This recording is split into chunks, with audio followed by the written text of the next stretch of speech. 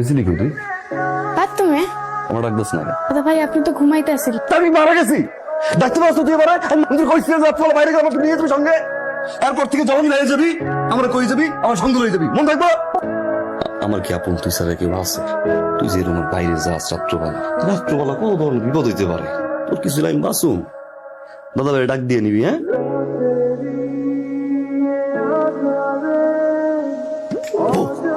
আপনার এমন অনেক সময় হলো 1.5 ঘন্টা হয়ে গেছে আমি এখানে খাড়া আছি একটা মেয়ে মানুষ কোনো আক্কেল জ্ঞান নেই কি কও 1.5 ঘন্টা মুখের উপরে এমন মিশা কথা কোন আপনি তাই আমি কই যাই আরে এই অঙ্কটা তো তোমাকে আমি শিখাই না তুমি নিজে নিজে করে ফেলছো জি sir. Very good very good তুমি অনেক বড়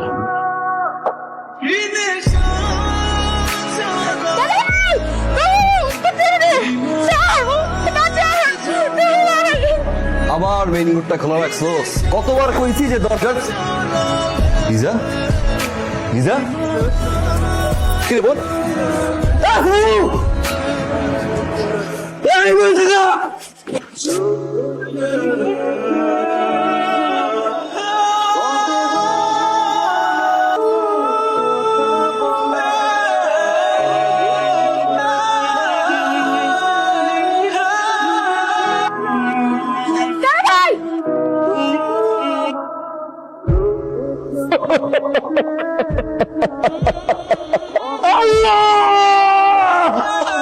আচ্ছা কাকা মাসুমা এটা মরলো কেমনে? মেয়েটার শ্বাসকষ্টের রোগ ছিল, ওই দিন রাত্রে শ্বাসকষ্ট উঠছে, ঘরে কেউ ছিল না, ওই অবস্থায় মারা গেছে।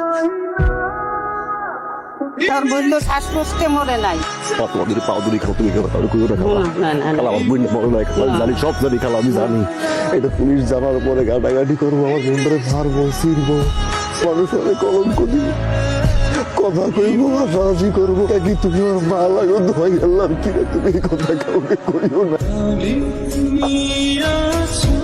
কান্দিস না বাজান, আমি তাহলে কম না।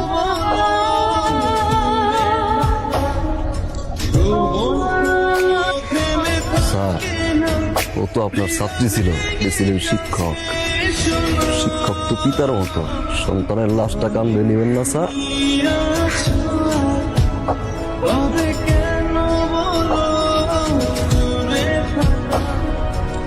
আপনার জন্য খাবার নিয়ে আসছি। আমি খাইছি কে দিছে খাবার? এটা আমার মানুষ অভাব নেই তুমি বাড়ি যাও বুঝতেছি আপনার মন অনেক খারাপ, কষ্ট।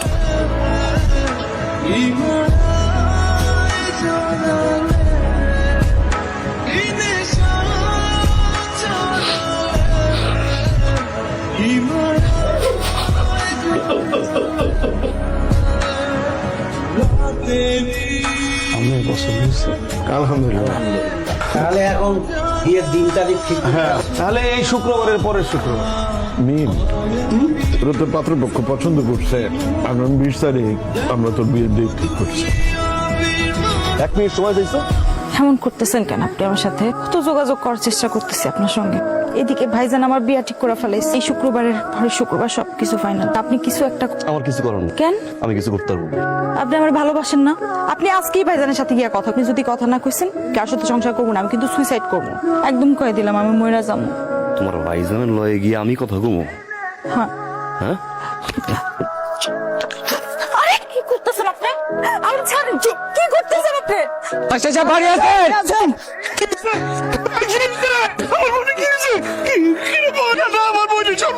কি হয়েছে বলেন না মাস্টার সাহেব?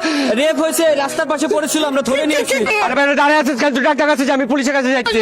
আপনারা ডাক্তার পুলিশ করেন না, ডাক্তার পুলিশ করেন না, ডাক্তার পুলিশ খবর দেওয়া লাগবে। আপনারা বলতে আপনারা মানুষ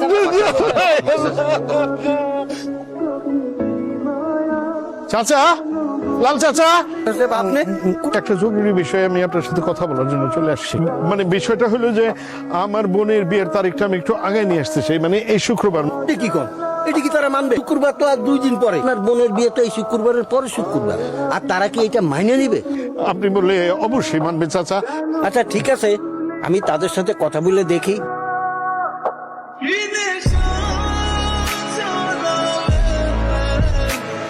মেয়ের নাম? মিম ইসলাম। মেয়ের বাপের নাম? মিনহাজুদ্দিন মিয়া। কাজী সাহেব, বিয়ে বন্ধ করে।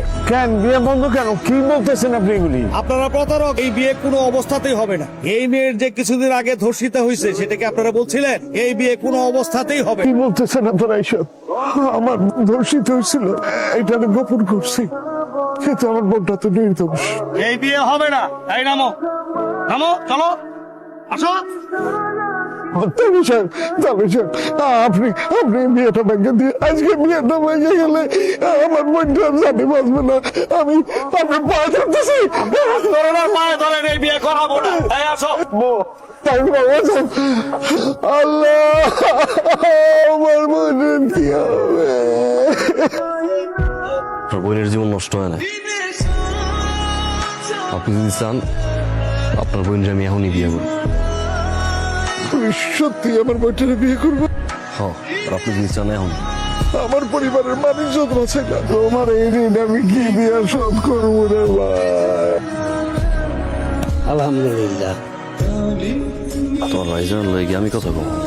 আজকেই কত করবে না? যদি তুমি সত্যি আমার ভালোবেসে থাকো, তাহলে এই অবস্থায় আমি তোমার যা কমো তুমি তাই শোনো। সবাই জানবো তোমার টকটম করছে, তোমার যে বিয়ে ঠিক হয়েছে বিয়ে ভাঙবে।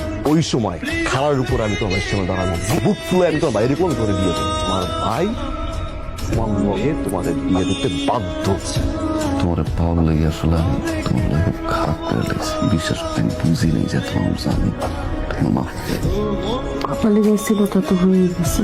আমার আসলে বেশি খারাপ লাগতেছে ভাই জানার জন্য। আমি তো ভাবছি সত্যি সত্যি ঘটনা ঘটছে। একটু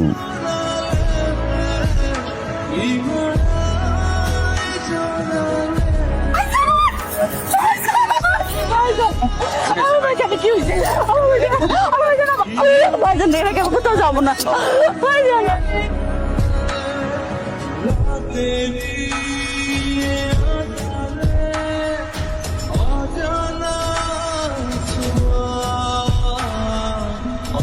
এত রাত্রে তুমি আমার ডাকছো, কোনো সমস্যা হচ্ছে?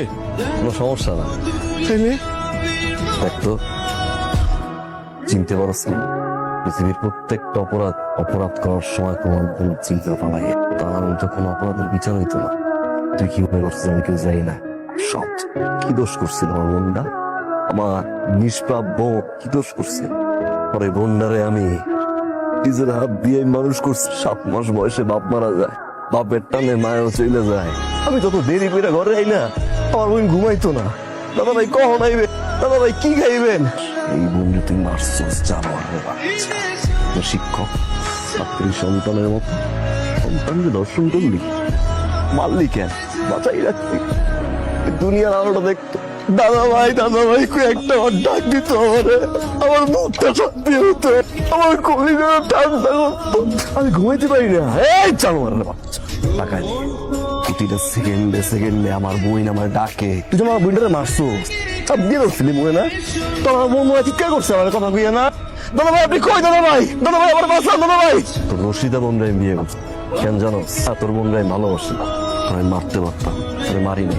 আমি তোর বোনরে বিয়ে করছি খালি একটা কারণে, কারণে তুই প্রত্যেকটা সেকেন্ডে আমি তোরে চালাইয়া পড়াইয়া মারব। জানোয়ারের বাচ্চা, আর প্রতিটা সালাম তোর জন্য এক একটা জুতার বাড়ি, এক একটা সালাম তোর জন্য জুতার বাড়ি। আসি ভাইয়া, আসসালামু আলাইকুম। আর প্রতিটা সালাম তোর জন্য এক একটা জুতার বাড়ি, এক একটা সালাম তোর জন্য এক একটা জুতার বাড়ি।